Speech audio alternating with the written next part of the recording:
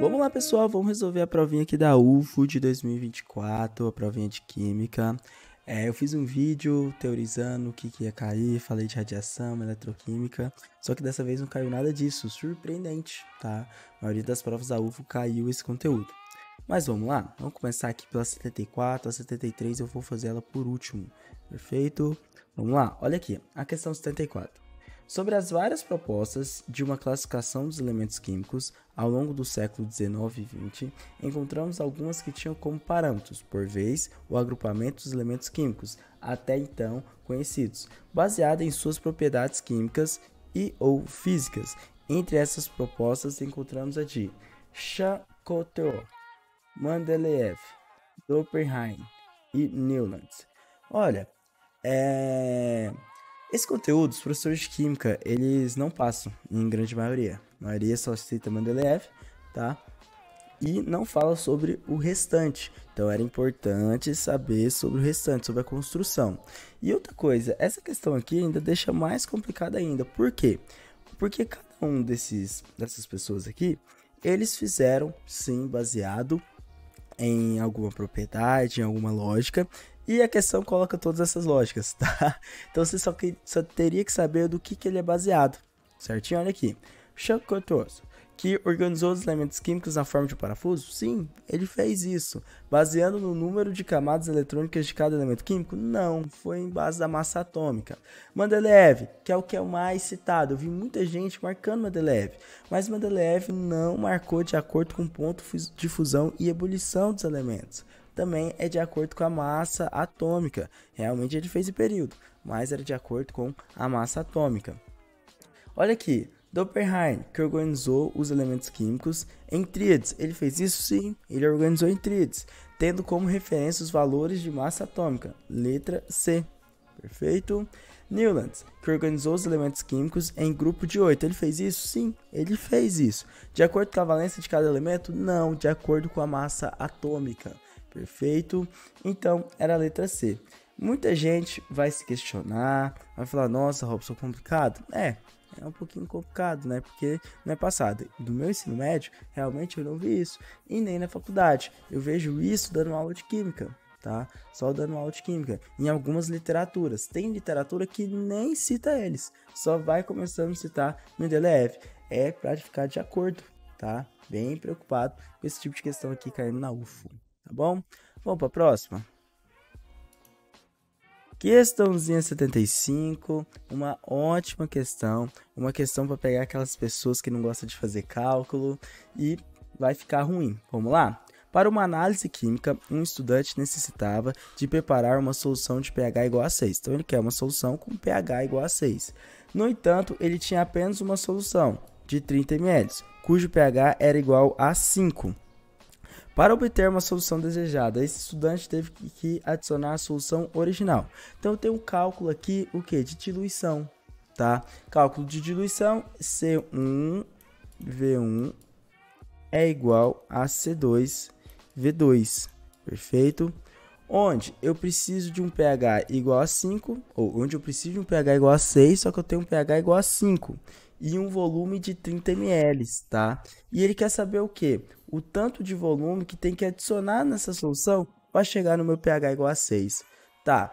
Robson, tem concentração aqui? Não, você não tem concentração. Mas como é que eu posso encontrar concentração? Utilizando essa formulazinha. pH é igual ao menos log da concentração de H+.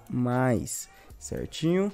Quanto que é o pH que eu tenho? 5, tá? Então você vai colocar 5 é igual ao menos log da concentração, certinho? Deixa eu colocar o log aqui, isso, da concentração. Se eu tenho um log e não está mostrando nada, essa base é 10. Propriedade de logaritmo, essa base ela vai subir, ok? Ficando 10 elevado a menos 5. Certinho? Então, nessa solução de 30 ml, a minha concentração dos íons H+, é de 10 elevado a menos 5.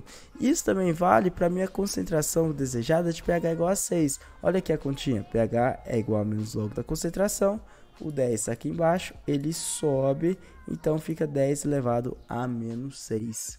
certinho?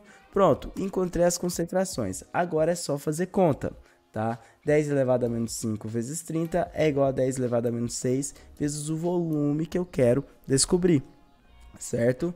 Bem tranquila essa questão? Sim, por quê? Porque aqui eu vou ter 30 vezes 10 elevado a menos 5 é igual ao volume que eu quero, vou colocar V2, tá? Vezes 10 elevado a menos 6, certo? Como eu quero V2, esse 10 elevado a menos 6 passa para o outro lado. Ele está multiplicando, ele passa dividindo.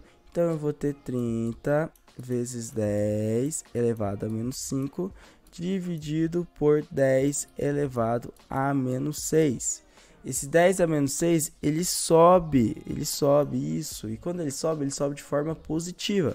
Então, eu vou ter 30 vezes 10 elevado a menos 5 mais 6. 10 elevado a menos 5 mais 6, 1. Então, 30 vezes 10 elevado à primeira, que dá igual a 300, tá? Então, precisa ter 300 ml, perfeito? Então, é letra A, Robson? Não, não é letra A, porque ele quer saber quanto que ele deve adicionar. Quanto que eu tenho na minha solução? Eu já tenho 30 ml, então é só fazer 300 menos 30, onde nós vamos encontrar 270, ok? ml de água. Perfeito? Então, letra B. Robson, até agora eu não entendi. É porque lá, vamos pensar aqui. Ele falou qual que é? Não, ele não falou. Vamos pensar aqui que eu tenho um bekerzinho, tá? E esse beker já tem 30 ml. Para ele chegar a pH 6, ele precisa ter 300 ml. Só que você já tem 30. Então, quanto você tem que adicionar mais? 270. Entendeu? Fácil, né? Vamos para a próxima? Então vamos lá, pessoal. Questão 76, uma questãozinha de interpretação de texto.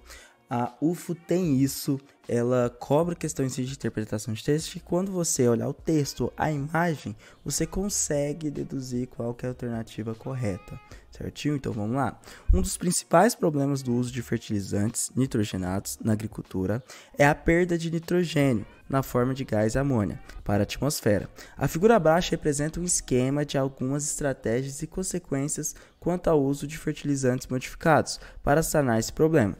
Então aqui a gente tem o N de fertilizante, exemplo a ureia, aí vem a urease para quebrar, aí acontece uma desnitrificação e modifica o pH, tá? E vai formar amônia e essa amônia vai para o ar. Quando ele utiliza esse fertilizante, vai aumentar a CTC do solo, vai reter mais o íon amônio no solo, vai reduzir o pH do solo, então ele vai ficar ácido, aumentar a nitrificação, isso quer dizer que ele vai pegar mais nitrogênio da atmosfera, aumentar a atividade microbiológica, então vai consumir mais NH4, inibir a atividade da ureia, inibe a hidrólise da ureia, indicar como o nitrogênio orgânico libera, controla NH4, estrutura, aqui agora já não dá mais para ler, reduzir a troca gasosa e mudar a resistência de volatilização de amônia. Tá, legal. Baseado na figura acima, a alteração de fertilizantes associada ao uso de barreiras membrana filme permite controlar a perda de nitrogênio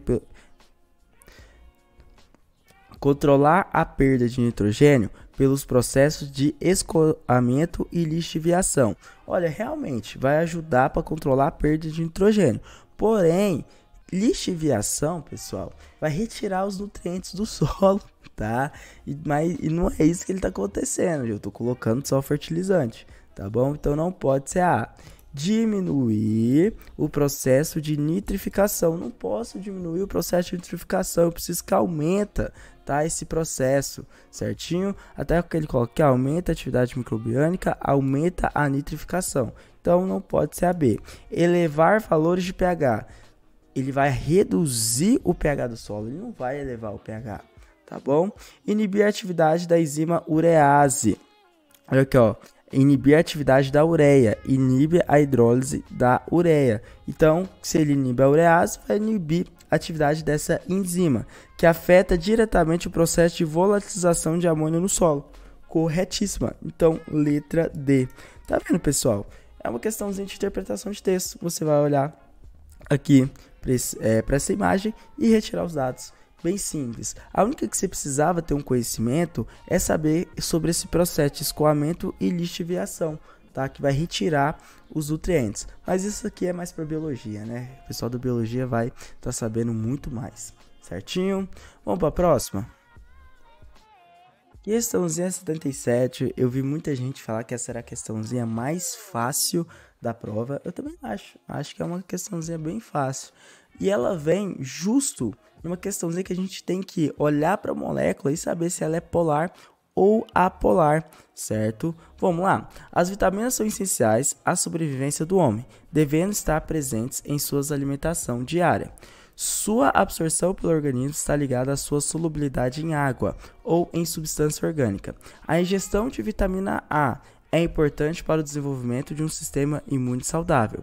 A vitamina C melhora a absorção gastrointestinal de ferro. Vitamina D apresenta a capacidade de combater o raquitismo. E uma das funções da vitamina E é ter elevado poder antioxidante.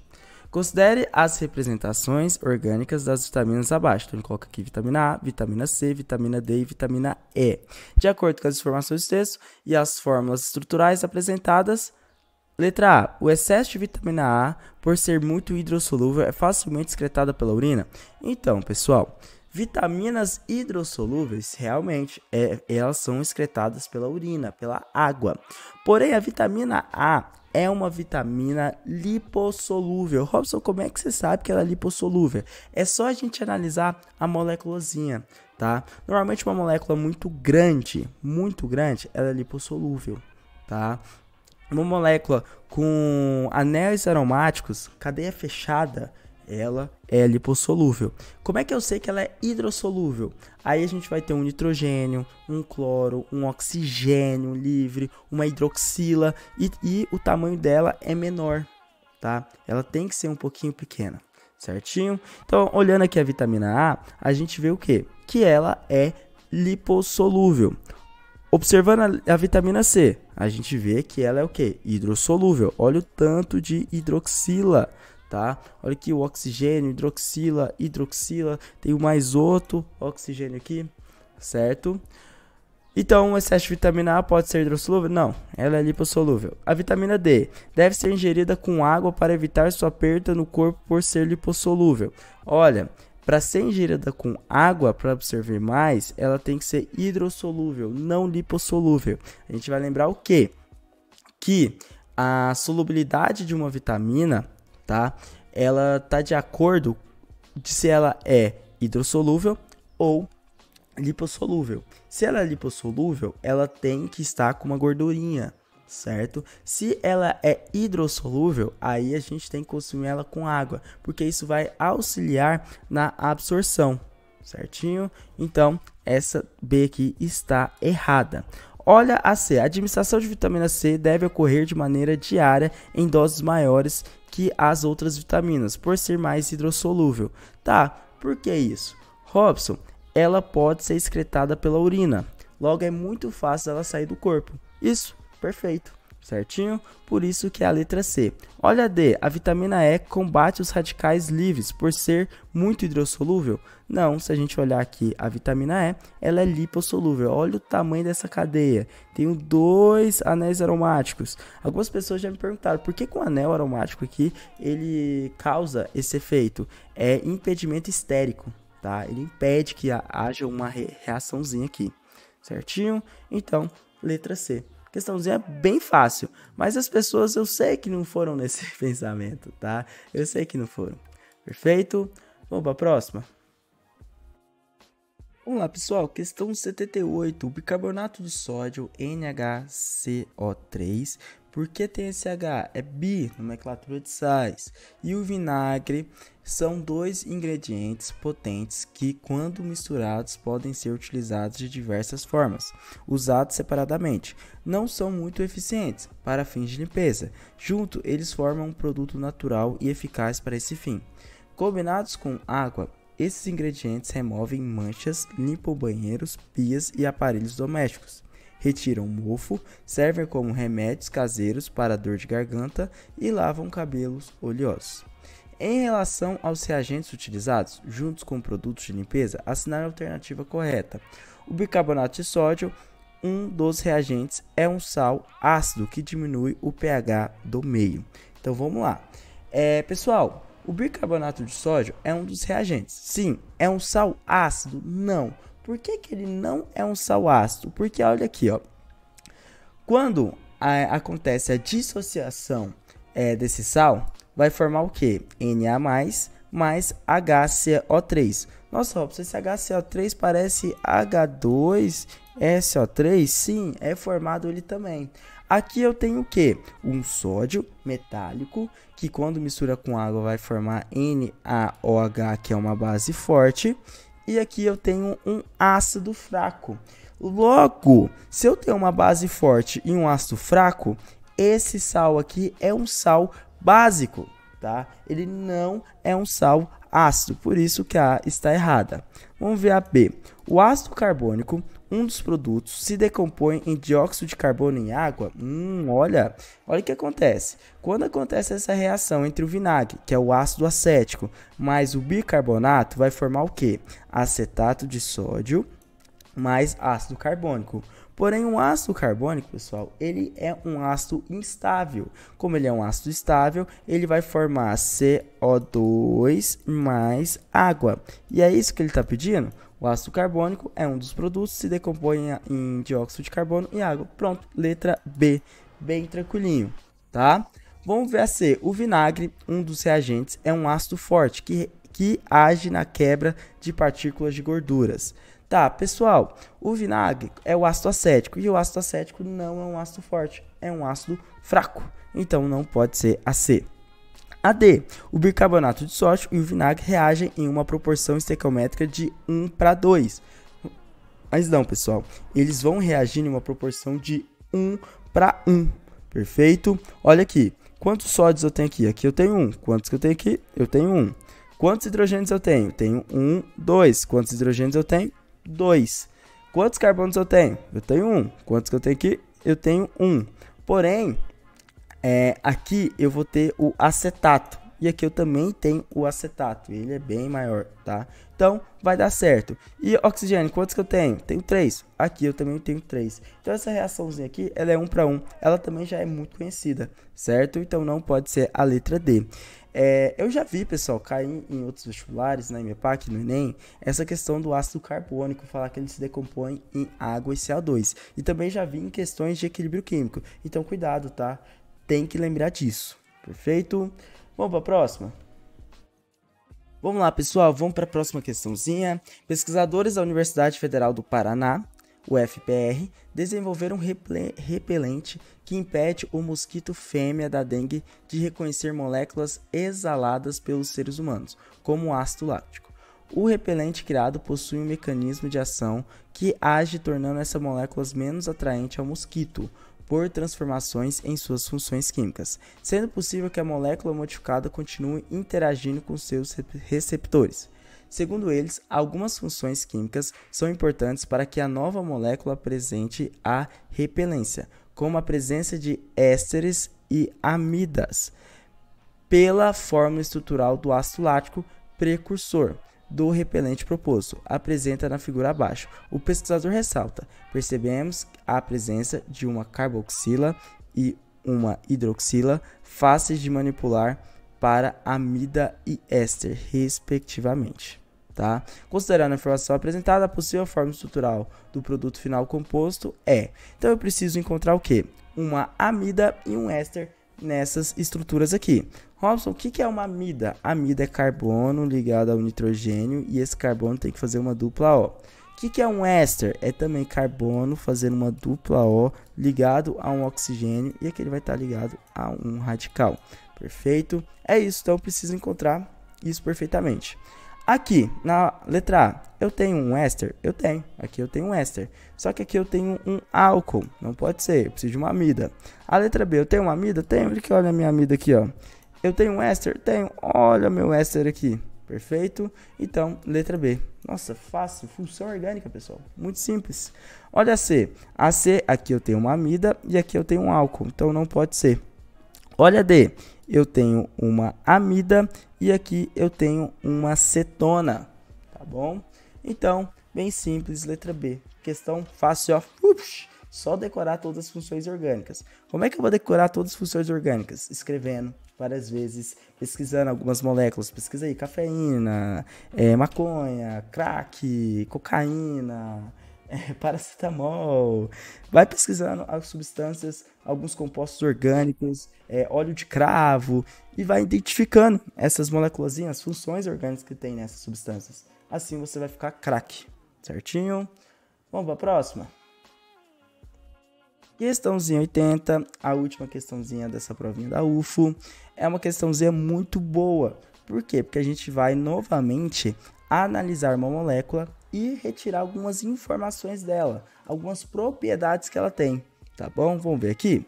O refino de petróleo consiste na separação dos seus componentes por meio da destilação fracionada, a qual tem o objetivo de fragmentar uma mistura complexa em frações mais simples. Hidrocarbonetos com diferentes propriedades físicas e químicas e aplicações diversas. Hidrocarbonetos são moléculas só entre carbono e hidrogênio. O fator determinante para ocorrer a separação é a temperatura de ebulição de cada substância. Então, eu vou tirar a substância do estado líquido para o estado gasoso. O funcionamento da torre de destilação ocorre no sentido ascendente, de maneira que as frações menos voláteis sairão primeiro nas partes inferiores. Então, quem que vai sair primeiro? As frações menos voláteis, enquanto as frações mais voláteis sairão nas partes superiores do último, após sucessivamente evaporação-condensação. Suponha que uma mistura de petróleo contendo hidrocarbonetos, representada à esquerda do quadro, então é isso aqui, eu sei que está à direita, mas lá vai estar à esquerda, tá? Tenha sido destilada na coluna de fracionamento, representada à direita. Assinale a alternativa que apresenta a ordem de saída na coluna de destilação fracionada, de baixo para cima, do menos volátil para o mais volátil, tá? Então, ele quer saber quem que é menos volátil aqui e quem que é mais volátil. Como que a gente vai saber isso? Aqui a gente tem que lembrar de interações moleculares, tá? Interações moleculares vai estar dando esses dados, mas deixa eu jogar aqui porque eu estou na frente das suas alternativas, tá? Tá, o que uma interação molecular me diz? Que se eu tenho uma substância muito grande mesmo, tá? Ela vai ser menos volátil. Se eu tenho uma substância pequenininha, ela vai ser mais volátil, tá? Por conta das interações de London, tá? Interação entre duas moléculas apolares. Porém, uma molécula aonde ela possui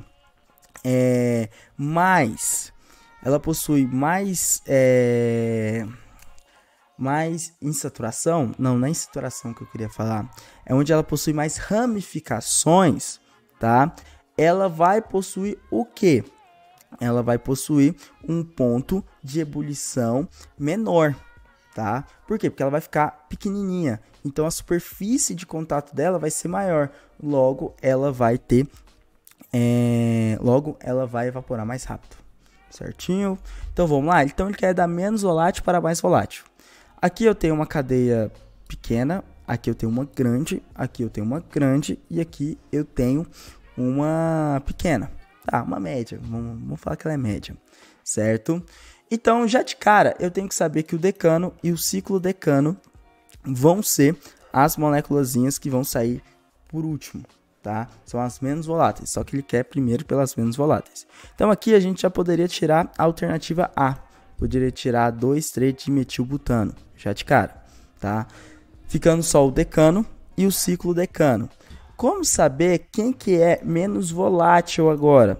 Se você fazer a conta aqui, você vai ver que o ciclodecano ele vai ter uma massa molecular menor que o decano. Por quê? Porque ele está fazendo uma cadeia fechada e uma cadeia fechada vai ter menos hidrogênio. Porém, pessoal, uma cadeia fechada ela vai ter o quê? Ela vai ser mais estável. Se ela vai ser mais estável, isso quer dizer que ela vai ser menos volátil, ok? Ela vai ter algumas interações que vão estar sendo feitas e também pelo seu tamanho. Aqui a gente está vendo de forma linear, aqui ela não está de forma linear. Então, o ciclodecano ele vai sair primeiro, perfeito? Então, a letra D é a única alternativa que pode ser, perfeito? Outra coisa também, se a gente analisar a letra D, é a única que tem ciclo decano e o decano depois, porque de qualquer forma o decano ia sair depois, certo? Na B e a C já não tem, então ficaria muito fácil de saber que seria a letra D, tá? Agora aqui, trimetilpentano e o 2,3-dimetilbutano, tá? Então aqui, ó, vamos pensar em uma cadeia só, vamos pensar só nessa aqui, ó, vamos falar que essa aqui é a principal, tá? Então eu tenho uma e duas ramificações. Só que aqui, ó, eu vou ter quantas ramificações? Eu tenho uma, eu tenho duas e eu tenho 3 ramificações. Mas, Robson, quanto maior for o número de ramificações, menor vai ser a minha moléculazinha. Logo, quanto menor ela for, ela vai fazer... ela vai ser menos volátil. Não foi isso que você falou para mim? Foi isso que eu falei para vocês. Então, por que que o 2,2,4-trimetilpentano ele vai sair primeiro que o 2,3-dimetilbutano? Tá, aqui a gente tem que fazer o cálculo de massa molecular. Eu já vou falar que eu não fiz esse cálculo. Então, esse deve ser um dos motivos, porque aqui eu tenho 1, 2, 3, 4, 5, 6, 7, 8 carbonos. Aqui eu tenho 1, 2, 3, 4, 5, 6. Tá vendo? Aqui eu tenho mais carbono, tá? Eu tenho muito mais carbono do que a primeira. Certinho? Pronto, só isso. Simples, foi? Faça essa alternativa aqui, hein? Ó, vamos para a última questão. Sei que a 80 é a última, mas eu vou para a questão 73 agora, porque foi uma questão que foi polêmica.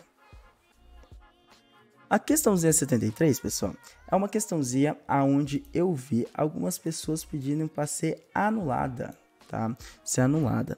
E essa imagem aqui tá muito ruim. Deixa eu colocar uma aqui que fica melhor. Opa, deixa eu colocar. Aí, agora ficou melhor, né? Porque eu achei o arquivo da onde eles tiraram essa imagem. Como a prova é preto e branco, ia ficar daquele jeito. Então, tá aqui. Essa imagem colorida, tá? Colorida. E por que ela foi pedida para ser anulada? Porque a alternativa correta, que é a letra A, ele não traz nenhum dado falando que aqui acontece filtração. Realmente, se você não leu, não sabe sobre essa produção aqui de biodiesel, seria muito difícil de você saber que aqui seria a etapa de filtração. Porém, a gente está falando da prova da UFO, uma prova que também vai pedir interpretação de texto.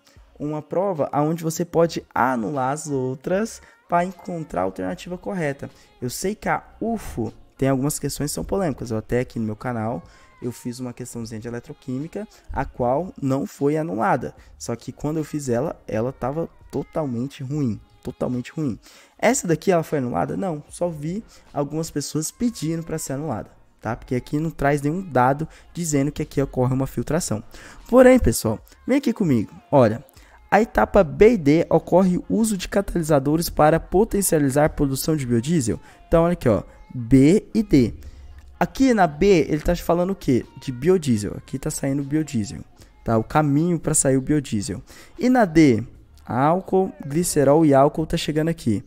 Não tem nada de catalisador. Quem que é catalisador aqui? Enzimas. Enzimas são catalisadores biológicos, tá? Então, a B tá errada. Vamos ver a C.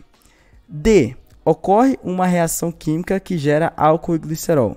Na D, ocorre uma reação química que chega álcool e glicerol? Não. Só tá chegando glicerol e álcool na D. Olha a setinha aqui, ó. A setinha tá para cá, tá bom? Então, eu já posso retirar a alternativa C. Tá vendo? Olha a B. Ocorre uma reação catalisada pelo glicerol, que retorna para a etapa A. Então, na B, acontece uma reação que é catalisada pelo glicerol, que retorna para a etapa A. Não, para onde é que ele está retornando? Para a etapa D. Tá vendo? Olha, Robson, mas aí ó, ele pode vir cá e chegar aqui no A? Não, ele está saindo, tá? Ele tá saindo. Aí chega aqui depois que volta pro A. Mas primeiro ele chega aonde? No D. Tá bom? Então eu já posso retirar a alternativa D, sobrando apenas a alternativa A. Se ocorre frutação dos produtos da reação que ocorreu na etapa A. Certinho? Se você não tem nenhum conhecimento sobre esse processo, seria impossível você responder essa questãozinha. Certinho? Mas só eliminando elas fica muito fácil. Certinho? Então, letra A. Foi fácil. Então é isso, pessoal. Essa foi a realização da UFO de 2024. Trouxe bem rapidinho aqui para vocês. Estava muito ansioso, tá? Não esquece de curtir, não esquece de se inscrever e até mais.